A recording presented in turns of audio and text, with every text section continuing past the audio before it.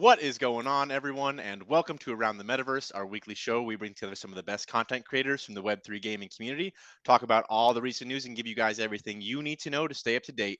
My name's Adam. I'll be your host today, but more importantly, as always, on this beautiful Monday, we've got an amazing group of guests for y'all. First up, we got CryptoStache in the house. How's it going tonight, my friend? Good, good. Back from a fresh mission out in the field at Comic Con. It was fun hanging out with some friends over at Gala, Hanging out with and some. it's already kicking off to be quite the week, folks. Yeah, it's Hmm. it's yeah. So we got a Woo! big show for you Spicy guys today. weekend and spicier week ahead. And then yeah, next up we got another friendly face returning to the show. We got Iceyyy Gaming, founder of Web3 Gamer and fellow content creator. How's it going, Iceyyy? It's Oh, going that's great, great, Erwin. Adam. Always glad to be back. Man, so much is happening in Web3 gaming. There's a lot to talk about. Excited to be on the show. Great to see the panel today. So hyped. He's getting the name put in on the fly, on the fly name. That's my man. But Icy, thanks for coming on, man. We do indeed have another good show for everyone watching out there. I mean, it seems like we got breaking news every time we come on here. Next up, we've got Andrew Wall making a return to the show after a couple months, I think it's been. Andrew, host and executive producer at Illuvium. It's excellent to have you back on. Thank you for having me. This is summertime, Andrew, right now. You feel these vibes. You got the summertime feels. It's like 100,000 degrees outside, but it's so cool in here with you guys. Thanks for having me on. You got that the relaxed summer color palette going in with the wardrobe in the backdrop, man. You know, it's you got the feng shui on point for July, I think. Feels good. And then last but certainly not least, we've got another returning face for the show after I think it's been a couple months as well. 8-Bit Tendies, up and coming Web3 gaming content creator and also a musician and creator for Gala Music. 8-Bit, man, great to have you back on the show. Thanks for coming on. What's going on, gentlemen? Glad to see a lot of friendly faces coming back to the show. I think this is my third time back on Around the Metaverse, so I'm glad to be here with you guys today. Hell yeah, man. Thanks for coming on. And yeah, like I've said a couple times now, we have we're going to start off with a little bit of a slower topic today in comparison to the heater that we're going to be talking about. So we're going to be taking a look at will NFT become will NFT solve collectible fraud and possibly become the standard for collectibles in the future? Taking a look at some kind of a counterfeiting issue that's been going on with Pokemon cards and counterfeiting in the greater collectible market, and what NFTs can do to help that. But then the big news that we're going to be talking about here today, the breaking news that came out, I don't know, probably maybe 6 hours ago or something like that, is the massive announcement from Star Atlas that they're going to be basically cutting a bunch of their team and reshifting focus away from the Unreal Engine 5 game onto some of the other initiatives that they have going, in a big letter and addressed to the community and the investors by the CEO. I want to dig into that with you guys, but first let's talk about will NFTs become the standard for collectibles? But actually, before we jump into that, if you're out there watching, shout out to the agents in chat, and don't forget to give a like and subscribe before we hop in. Appreciate you guys joining us here tonight. But let's get into the good stuff. Will NFTs become the standard for collectibles? In an article that recently came out on Gamerant, there has been continual issues where people are finding counterfeit cards, even throughout the collectible card market. And you know, we talk about this sort of thing all the time on the channel and how NFT technology can help these sort of things. We talk about it a lot with digital collectibles, but I want to get you guys' opinion on how that can translate into the physical collectible space as well. But first, Stash, let me ask you, I mean, why do you think Pokemon cards and other collectibles are worth so much money in the first place? Like, why are people even going to the lengths to counterfeit them and, you know, sell them? You know, I mean, I think the counterfeit Charizard in the article we were looking at was going for $4,000, which is like a fraction even of what a true, you know, holographic Charizard would go for. Yeah, man, these guys trying to scam their way to the top. Fake it till you make it. Yeah, you know, with well, I mean, we look at like, well, why is something like this, you know, really important to people? Well, in general, I mean, it comes down to utility. You know, it's not just that like Charizard looks cool, he does, right? But I think people want him for a specific reason, and then you talk about foils and things like that. Like, well, why do they want them? A, because they you know, the rarity bug gets you like, oh, this is rare, so it seems cooler. But a lot of times, you know, with something like this, you know, hopefully the idea is utility behind this, and it's the same reason why NFTs can be valuable and or not valuable. right? Is there a utility behind this NFT that makes me desire it or makes other people desire it? And that's kind of where we derive some value for something like this. I mean, but you know, the demand is a big thing, right? Are there a lot of people demanding Charizards? Well, yeah, clearly. And so, I mean, with any kind of demand like this, in particular, when there's super high demand with like Pokemon cards, where they're high dollar, a lot of money being thrown around, there's going to be counterfeits. There's going to be counterfeits, and you know, blockchain technology and NFTs could actually help with this. You know, you could have a unique NFT tied to each physical card that is printed, right? And it just represents it in the digital space, and you can use it to kind of track things as they go. Well, you know, this card was sold to this owner, and now this guy owns it. I mean, and do it in a way that is trustless too. So you don't need to know like all the personal data of the guy who owns the card now, but just the fact that it was traded to, you know, this maybe to this particular account. So, yeah, man, I think that NFTs could definitely be, you know, a boon here and something that could help the industry. Now, it's going to take a little bit of time for that to happen, right? You think, well, we're going from this very 2D flat version of having track, you know, keeping track of our cards into kind of a next century or next kind of like layer of technology. So, you know, how long until we could get every Pokemon card on the blockchain? I mean, that shit would take forever. It would be a huge, massive undertaking. So I don't know that it's something that would be viable in the immediate future, but I could see it in the near future. And I mean, think about how many people would not be duped by this, right? Being able to check a card on the blockchain, and they know before they trade, yes, this is a legit card. Well, yeah, and imagine like having to try and literally scour the earth for like every single card that exists legitimately, and like No, and that's what I'm saying. Yeah, backdating it to like have, it you would know, be almost like, impossible. So it's like a solution like this will help in the future. I don't know how much it helps with something that's so proliferated like Pokemon or Magic the Gathering cards or something like that. I mean, I think that in the future it will be helpful, but it'd be hard for it to be implemented right now. yeah, and so like going forward, Pokemon, hey, if you you know, want to do your collectors a favor and you know, help the market out, maybe look into this a little bit. But you know, and it's funny, like I think this happened, I don't even know, like maybe almost a year ago, but like if you guys remember, I think Logan Paul was like one of the guys who bought, it was like $4 million worth of Pokemon cards, and like they all turned out to be like counterfeit, like garbage basically. And you know, something like an NFT system, I'm sure anyone who's doing streaming or content or anything like that around physical collectibles would get behind. Andrew, let me ask you, man. I mean, like, do you think that I mean, with physical collectibles, there's, you know, certain things that you need to go through to counterfeit it, like to recreate the physical aspects of a legitimate card. Uh, this type of counterfeiting still happens in the with the digital collectible space in things like gaming, in Web 2 games and in Web 3 games. I mean, why do you think, like, how much harder do you think it is to like successfully counterfeit something in a Web 2 game or a Web 3 game comparatively? Got it. Yeah. So if you're buying something in the Web3 space that doesn't have utility, let's say you're buying it for art value or some kind of low utility example, like like, you know, in, let's say almost all of the top NFT projects, they're all low utility today, but maybe they'll have higher utility later. Then those are easy to counterfeit because there's nothing really to plug it into to get something to happen. And so those types of NFTs and those types of digital collectibles will be counterfeited in the future. There's always DMs, whether it's on Twitter or it's X. There's always physical mail. There's always fake phone calls. There's always some sort of cyber attack or some sort of malicious attack that somebody can execute against another person. And that other person is always looking for a deal that's too good to be true.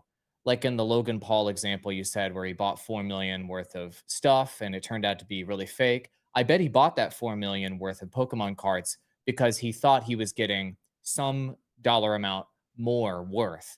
But by buying in bulk, he thought he was getting a deal. So counterfeiting will continue to be prevalent. In fact, I think it will increase in the age of NFTs because it'll be easier to counterfeit at scale, especially when you bring in technologies like AI instead of having humans have to fake other humans into buying a fake NFT, you'll have AI trying to fake humans, and they'll be far more successful.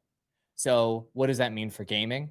So, that means if you get an NFT in a game and it doesn't really have art value, really, or collectible value in the, let's say, card sense or in the, Bored Ape sense, let's say, but it's just literally something that unlocks a new experience in a video game, and it only works and its only value really is that it gives you access to something in a video game, then counterfeiting will not be prevalent. Mhm. It'll still exist. There will still be AI or someone that will DM you trying to sell you a better deal. And those counterfeits will happen, but it'll be far less frequent because the utility is in the game. And it's only utility. 90% of the reason you'd want it is for in the game. The other aspects that are really important here with Pokemon cards, there are independent card shops all over the United States that sell cards. And the card shop owners provide a level of validation that the cards they're selling are real.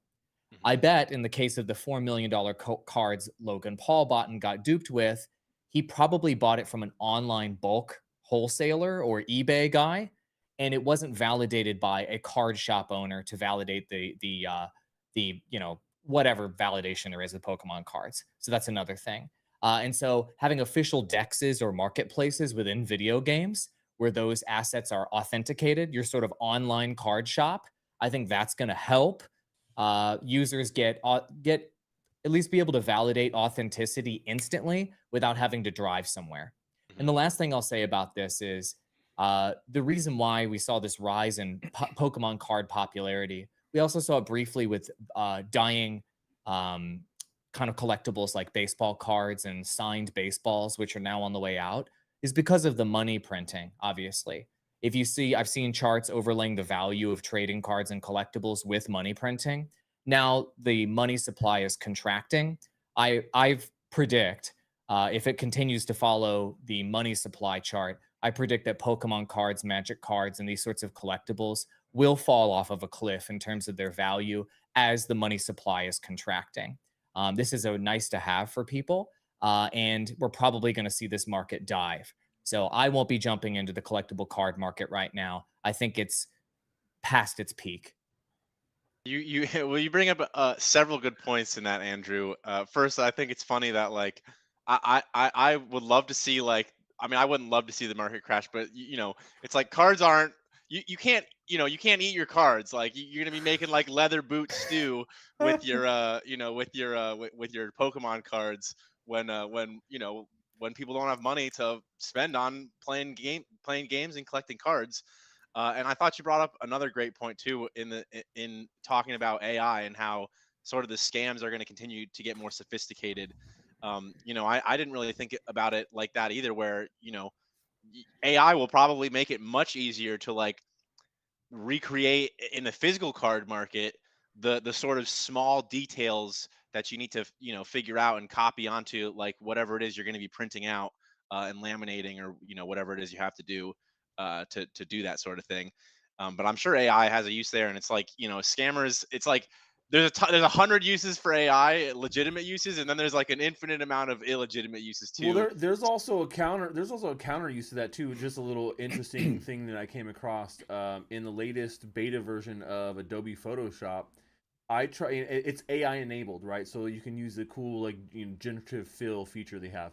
But another thing that was interesting that I came along whilst doing some thumbnails for one of my videos was I tried to import a background with money falling in it, like dollar bills, and it would not let me import it, saying that Adobe Trademarked. Photoshop does not support counterfeiting of dollar bills, and I could Oh. not use the image. I literally just couldn't. That's work it. I was like, interesting. are you effing kidding me? Wow. What? Yeah, That's so interesting. the Can't even use dollar an image sign that is has off a dollar limits bill now. in it. The dollar sign is off limits now. No more use of it in any media or any type of content. Adobe said no more, guys. No more. I thought it was crazy. Stash was trying to make the money printer go burr. Yep. I'm trying to Secret- bring him back, baby. I'm trying to got bring the- the ball back, damn it.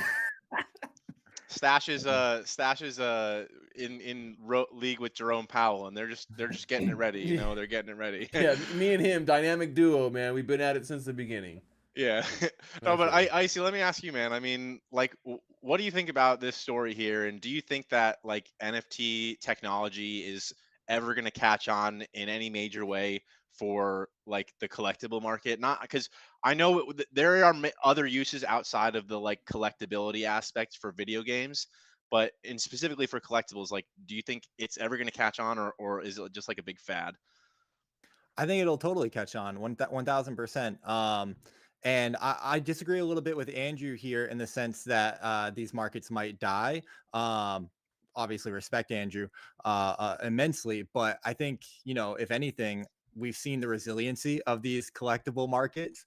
And sure, like it is a nice to have, not a need to have, but like, you know, until the world goes back to like cavemen or something like that, I think people are still going to be holding on to their cherished items, the nostalgia. But the whole point of Web3 is to go from, read and write, which was, Web2 analogs, to read, write, own.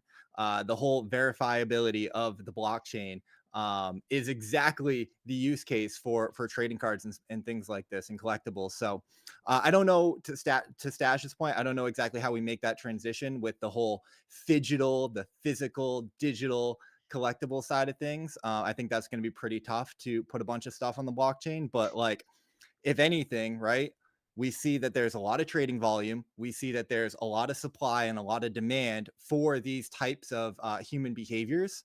And human behavior is one thing that doesn't change very fast. So humans are going to want to collect stuff. They're going to want to trade stuff. They're going to want to dibble and dabble in all of these different aspects. And I don't think that's going anywhere. I think we've already seen the explosion of NFTs, and that was exactly it. We saw like the first version of it, and I think that it will evolve and it'll get a lot better to where it only makes sense. It only makes sense to the panel's point about AI coming on. Like, how are we going to know what's real?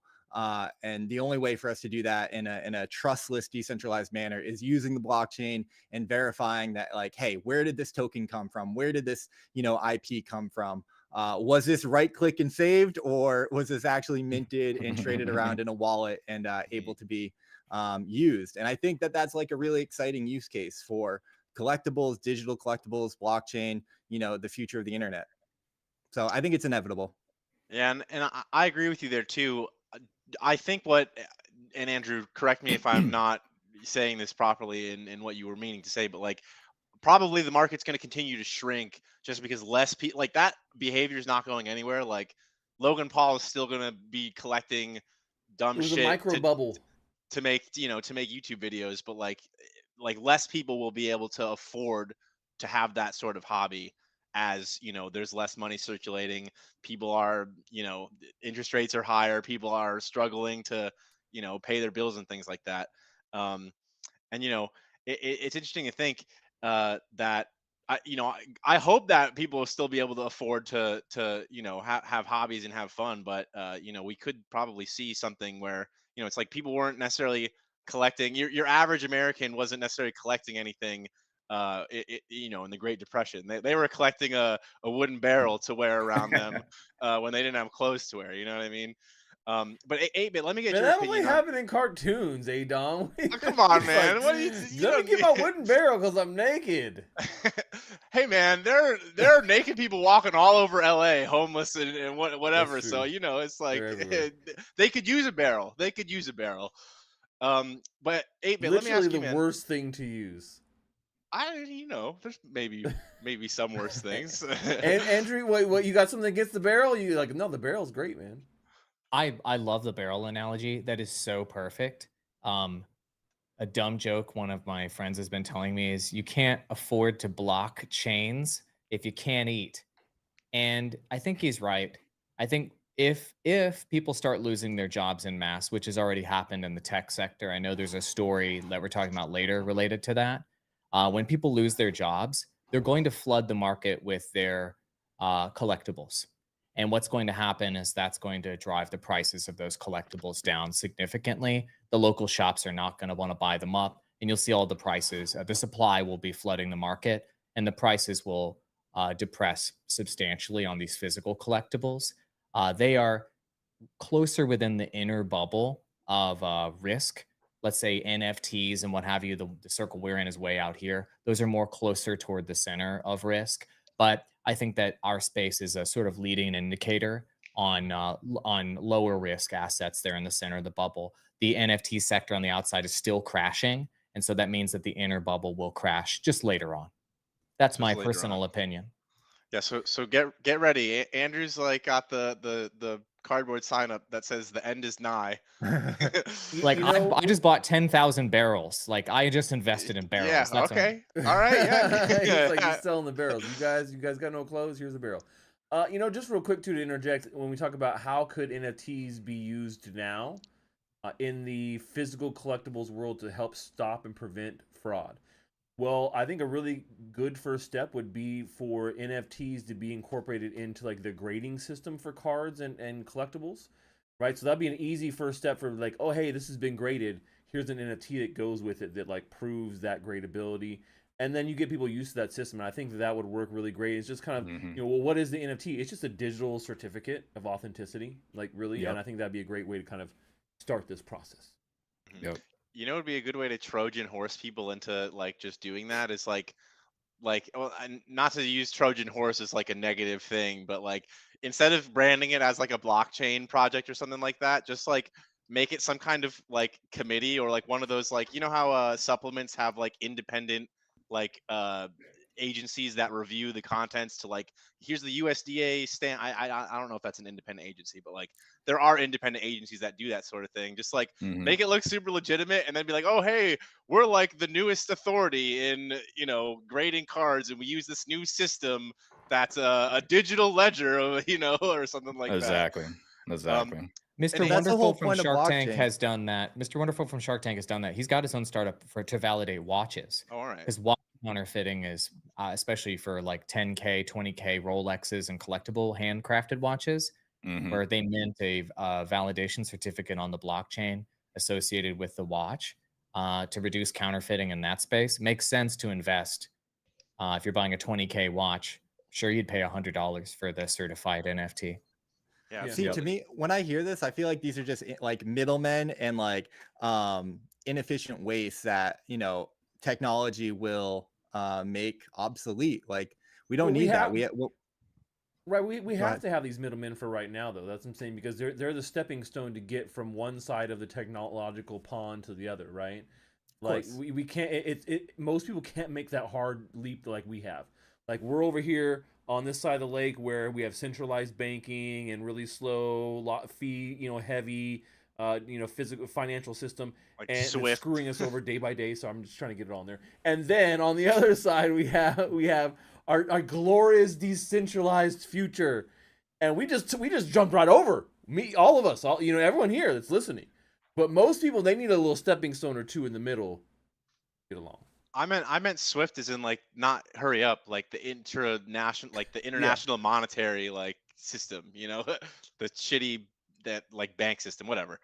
But 8-bit, let me ask you, man. I mean, being well, I want to get your opinion on this, particularly for something else that I feel like also struggles with like a lot of fraudulent and counterfeiting activity where NFTs might be able to improve. Like as an artist, you see all the time like people dropping other artists' songs on like SoundCloud or Spotify before they've like the label or whoever has designated it to be released, or even like I mean, this isn't so much. I don't necessarily know how NFTs would help this, but like you even see like people using AI to recreate like Drake or whoever to make like a track with their voice and their style, and like what can be done about that? Yeah, that's a different use case, honestly. I don't know if that can solve that issue by using NFTs in music. I mean, right now, what the Gala's doing with NFTs and music is just it's allowing um, users and fans and artists to be able to grant exclusive access to things if you own one of their songs and it's provable that you own this many of this artist's music. So it's a verifiable way for you to essentially prove that you're a supporter of that fan, right? But as far as actually preventing some sort of fraud or stopping, like you mentioned, like some sort of AI voice or actor Yeah, putting out that a would be song in your NFTs for that wouldn't make sense. Yeah.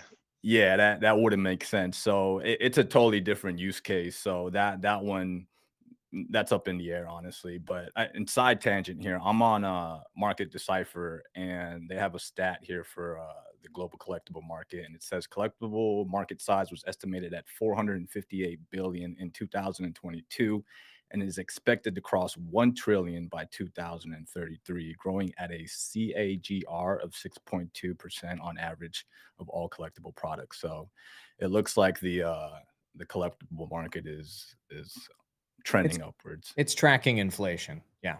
Yeah. And to touch also on the Pokemon thing, it's funny that we're even talking about this because I was talking about this exact subject with a friend of mine 2 days ago, and I was saying that Pokemon, the TCG, is perfect as far as like integrating NFTs into it because um, one aspect that a lot of people don't think about is for trading cards. Because I have a few friends that actually go to physical locations and they bring their book of cards, and they have thousands and thousands of dollars worth of expensive cards, and sometimes they get jacked for those. So Mm. one way to solve this issue is to create a digital representation of the cards that you actually own and create almost like a digital game around it. And so now when you scan your card pack or your booster pack or the actual card, it gives you the digital version of that card represented in the game. So similar to Pokemon, most people don't play Pokemon as an actual trading card game. They just collect the cards. But Pokemon has an opportunity there to actually create a playable trading card battler game where essentially you can scan your cards.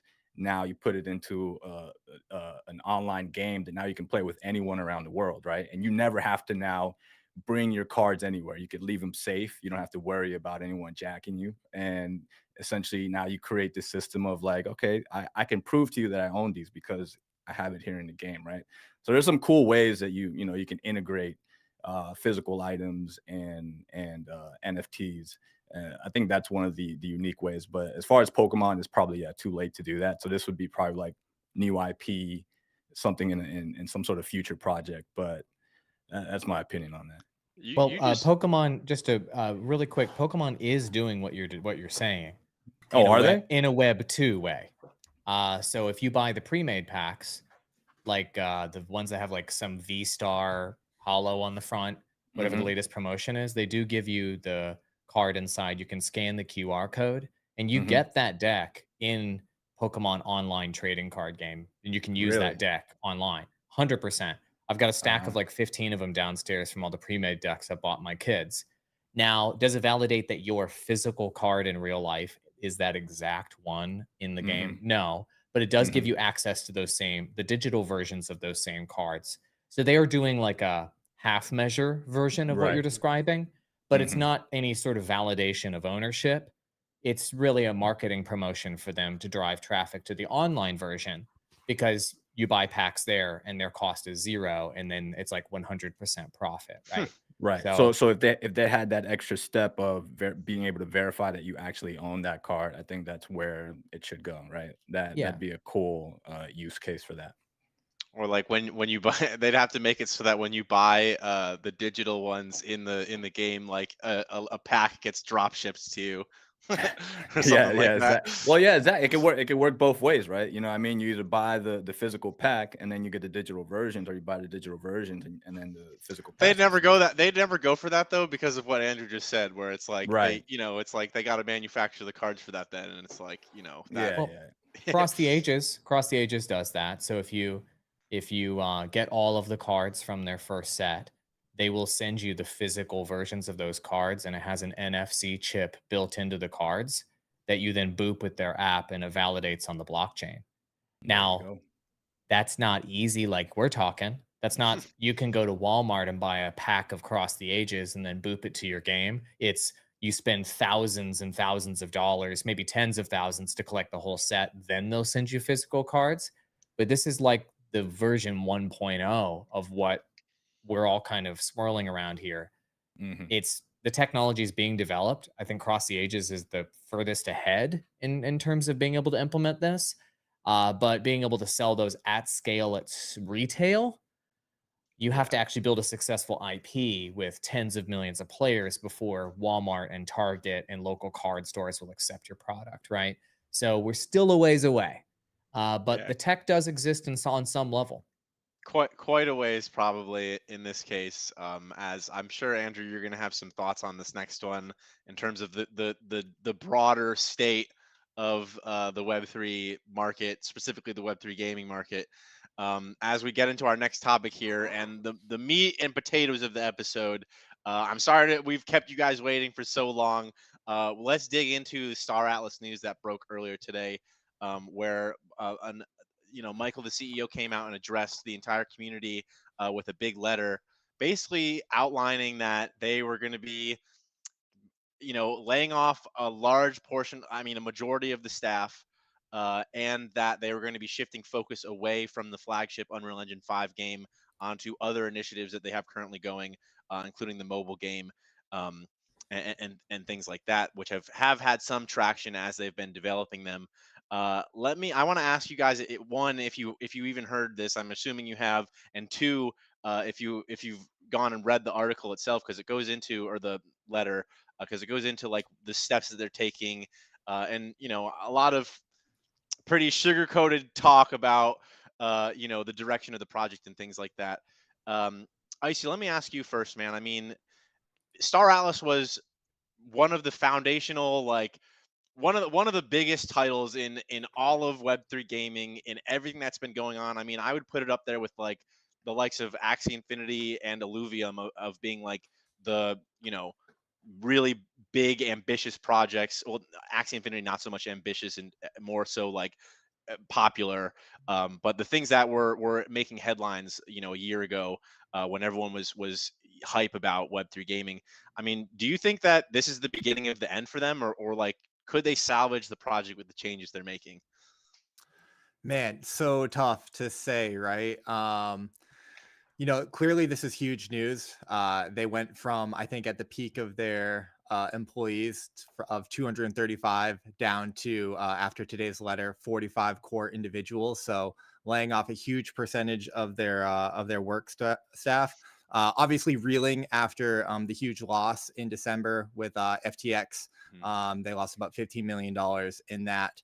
And strikingly from Michael Wagner's letter today, a lot of it was talking about they're trying to raise funds and trying to, extend their runway and having difficulty doing that. So one of the ways that they're hoping to make it more attractive is by reducing their staff and their burn to make it more attractive. So that was like the canary in the coal mine for me, like them having trouble raising funds. That's going to be the indicator if they're able to come up with funding at some point in the next 6 to 12 months, which I'm, hopeful and confident that like they'll be able to. Market sentiment might change.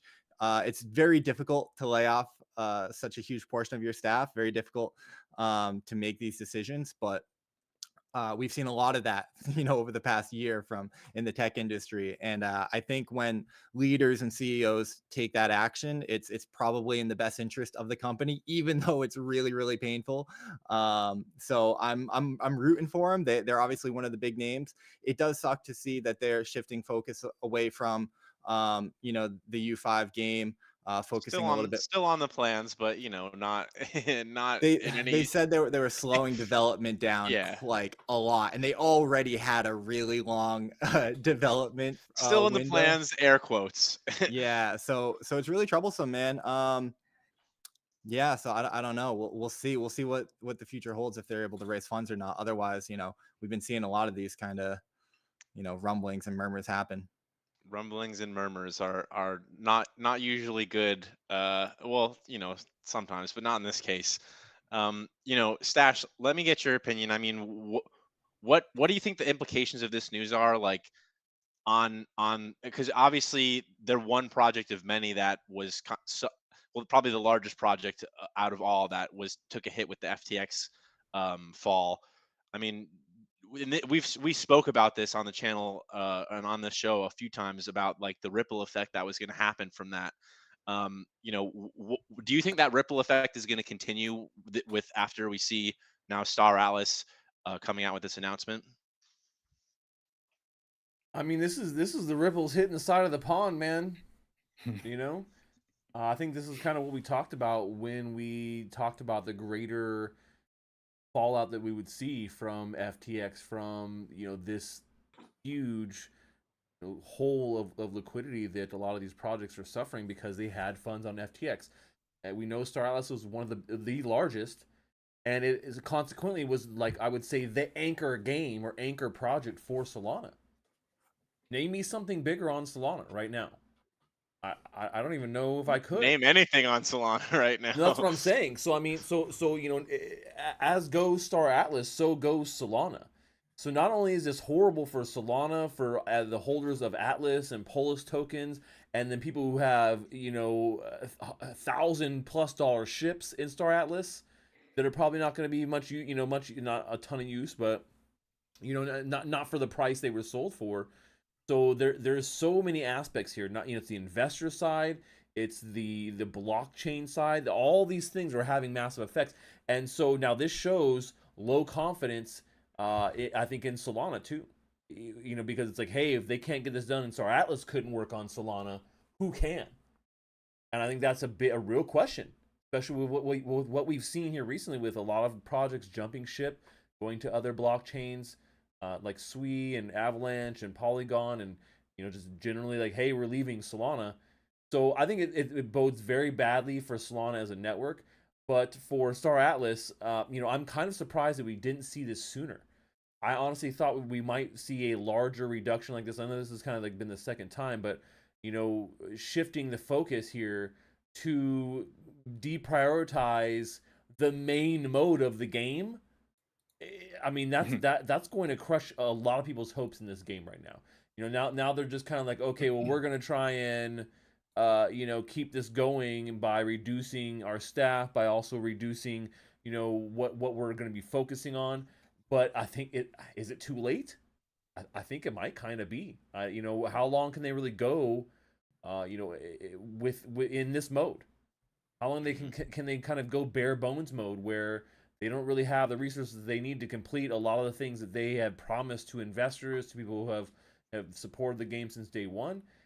So they're going to be in a pretty big pickle here when they make this shift and it doesn't really make much of a difference. Like, yeah, sure, they could last longer, but what does that really mean? That just means that the higher ups and things like that, they're going to be getting paid while this project is just slow rugging essentially. And I don't want that to be the case, but man, I don't know how at this point they can really avoid it. I don't know. I mean, they would need a serious cash injection, big time investment. And yeah, they are looking for that right now. And like Iceyyy said, there isn't part of the reason why this is happening right now and so suddenly, not suddenly in the sense that like this has been coming for a while, but suddenly in the sense that like they were trying to the last minute to get funding secured before they were like, all right, we gotta do something because the deal that they are in talks with, the larger deal that they were in talks with doesn't look like it's going to pan out. They're still, trying to contact, and like Iceyyy said, other people. Hopefully, they'll be able to find some kind of funding in the next 6 to 12 months. But like you said, it's not looking too great. The thing that sucks about this too is that this is, once again, I really do feel like it is a massive ripple effect from FTX. If they didn't have that happen to them, I don't think that we would be in the same situation. I mean, there may be like slight layoffs, maybe like we've seen from some other companies, but I don't think we'd be in a situation where it's like this is dire straits, man. Like we're it's not looking so good at this point, Well, I And it's remember like, when the FTX thing happened, like the statement that they had was like, "Oh, we had maybe about 24 months of runway, and then after losing the 15 million, they had said like maybe 9 months." Like I remember Michael Wagner saying like 6 to 9 months of runway, which is like really scary. And look where we are. We're at that 7-8 month kind of time frame. So yeah. And how far along were they with this game? Has anyone here played? well, so I'm curious to know how long the showroom alpha or the demo that's out is going to stay up on Epic Games. If it is still, I haven't checked, but I would assume that. I mean, they've been developing for about 2 years now, but this is a game that is on like a easy 6 to 8 year development cycle. Right, because it's like a massive undertaking. They're going against what, like Starfield and Star Citizen, right? So they're competing with those two massive genres. So they were trying to build something competitive to that. I mean, it's They're not trying to looking build good. something much larger than both of those games. Yeah. Jeez. Well, I mean, according Star according to the Citizen is, vision yeah. that I've heard them talk about. Yeah. Well, That's but let me crazy. ask you this, man. Like, I don't know how familiar you are, like, with Solana specifically, but not to ask you about Solana, but I want to know what you think. Like, is like this is clearly a symptom of the contagion that happened from FTX, but do you also think that this is like an indicator for the broader Web3 game space? I mean, like now that Oh one of the yeah. biggest projects, Star Atlas, is in hot water, like how are investors going to be able to like be convinced to invest in anything? Yeah, it's not looking good. I mean, recently it happened with a game in the Gala ecosystem, Legends Reborn. So that game essentially rugged. I mean, they're still in talks to possibly pick up the IP, but I held NFTs for that game, and out of nowhere the studio's gone. Right? They ran out of funding, so that's not a good look. It makes it so that now any new NFTs for any new games that drop in that ecosystem, I'm like, I don't know if I want to buy into this because uh, if out of nowhere this other game that I thought was, because that game was uh, towards the end of development. Like it was playable, right? So it was very surprising. It came out of nowhere. And so I don't want that to happen with any other NFTs that I buy for any other potential games that are in the works, right? So I think that affects me personally. So I know other people Right. are seeing it that way as well. And I don't know, yeah, if this is it's the season for these games to start dropping. But we've had two already. I don't know if we're going to see a third soon. Like this is how this market works. It comes out of nowhere. It shocks everybody, right?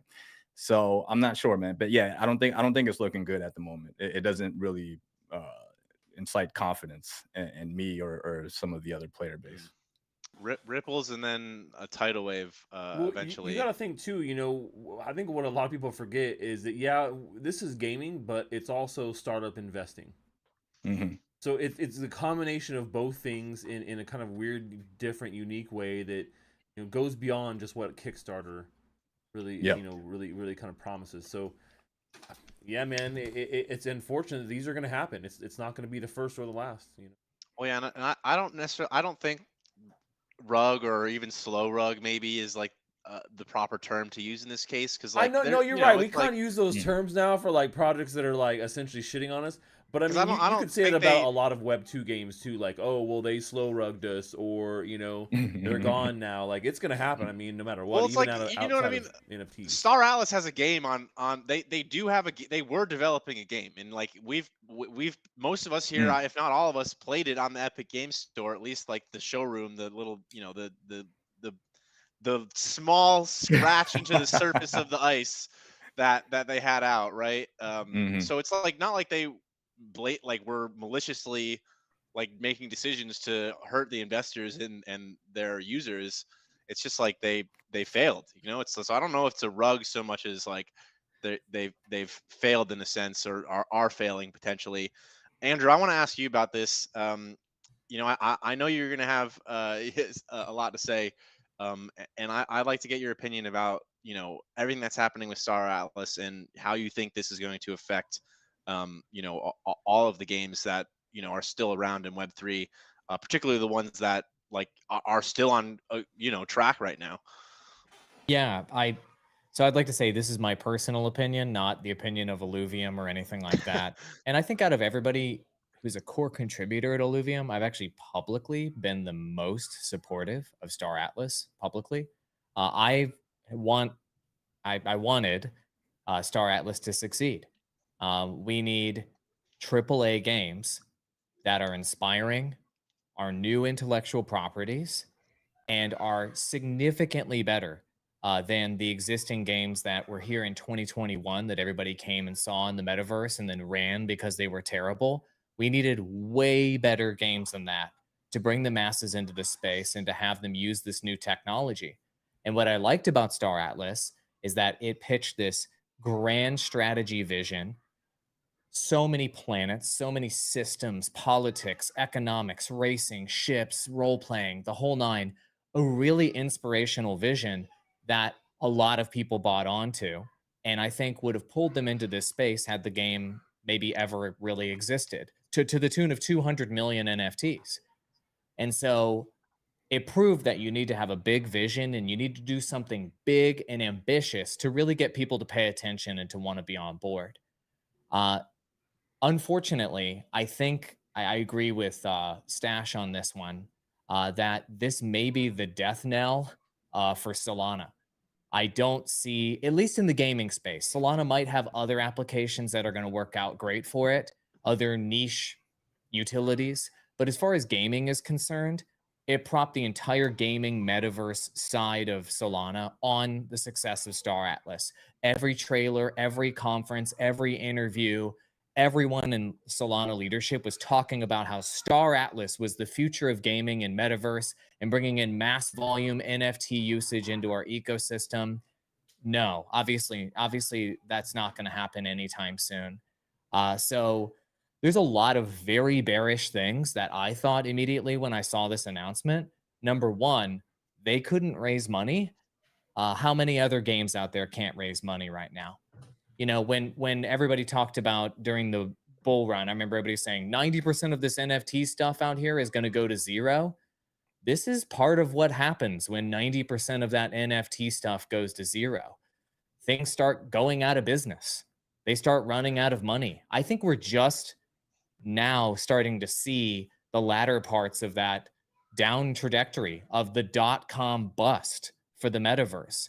I don't think the .com bust is over for the metaverse. People thought it was over back in FTX. It's not over, guys. It's still happening. We haven't gotten to the place in this space in Web3 gaming and in metaverse where people are literally saying it's all over and it's never coming back. Nobody has said that yet.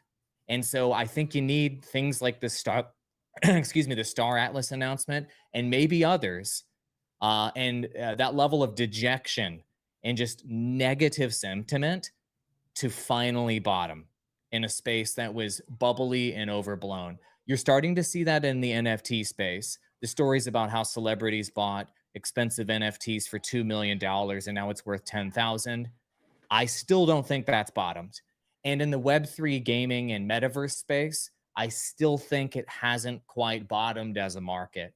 And so the players that are going to survive moving forward coming out of this, just like in the .com bust and then the boom that happened after, are the ones that are responsible with their runway, the ones that are agile and get a good product to market quickly that users actually like, the ones that actually have a legitimate use case that users are going to pick up on and could actually scale.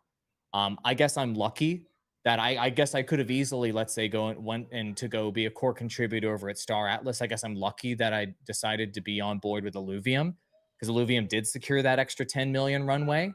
And Illuvium has been trimming back and being careful with runway. And Illuvium is going to open beta multiple games. The plan is this year, not 5 years from now. So I have a really hard time seeing a path to success for Star Atlas.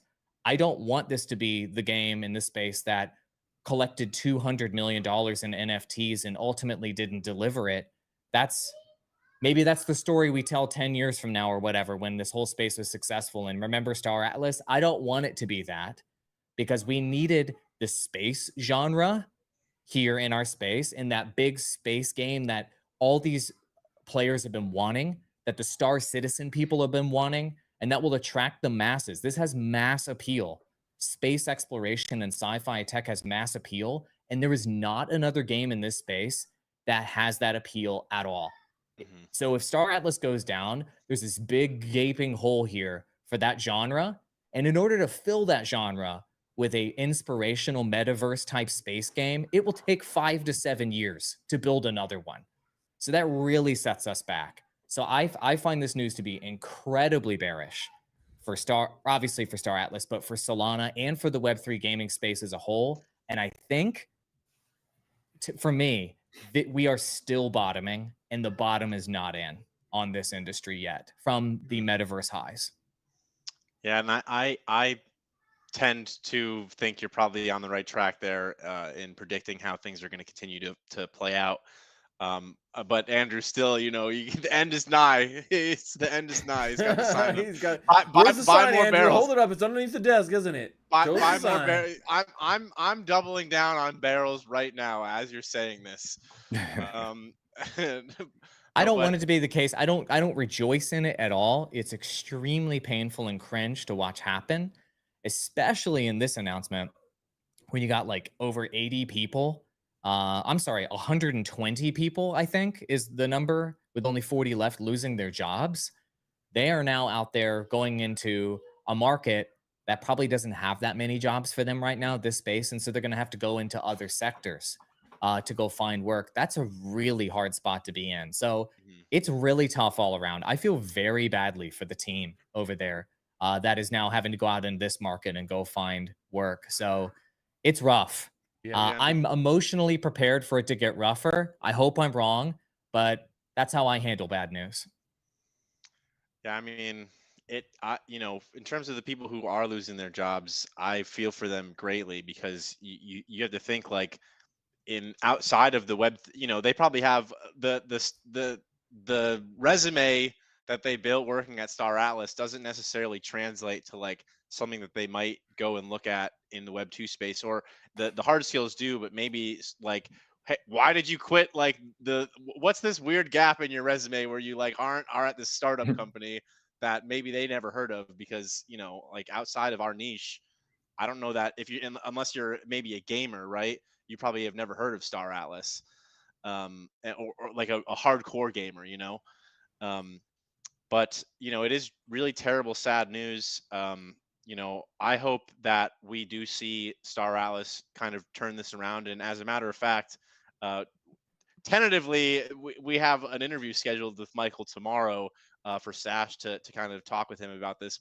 We had it scheduled before this broke, so I don't know if we'll see if he if he still has time for it. I'm sure his schedule is getting changed all around, but Michael, Amanda, it'd be great to continue to have the interview tomorrow where we could continue the conversation about this if you end up seeing this before then. But yeah, so keep an eye on our channel tomorrow for potentially more on this from the man himself to talk about what's going on with Star Atlas. But other than that, we are running out of time tonight, guys. I want to thank you all for being here. If you're still watching with us, thank you guys for hanging out on this Monday. If you've got Star Atlas NFTs, maybe look at listing them now. Oh no. Not financial advice. Not financial advice. But in terms of, I just listed all my ships while we were talking about this topic. As Andrew's talking, I'm like, my God, dude, the future is bleak. Andrew lays out everything, list, market, sell all my ships. Yeah, I'm a market mover for sure. But yeah, thanks for sticking with us tonight, guys. If you're watching, make sure to check the description of the video and follow all of our friends on the show tonight. Spread the love to them as well. Thank you, 8-Bit, Andrew, Iceyyy, for coming on tonight. Thank you, Stache, for being here with us. Another great Monday, another breaking news event. It seems like we've got them every week for you. So make sure you stick with us for next episode next week, 4 p.m. Pacific, 7 p.m. Eastern. You know where to find us, but that's all we got tonight, folks. We out. Peace.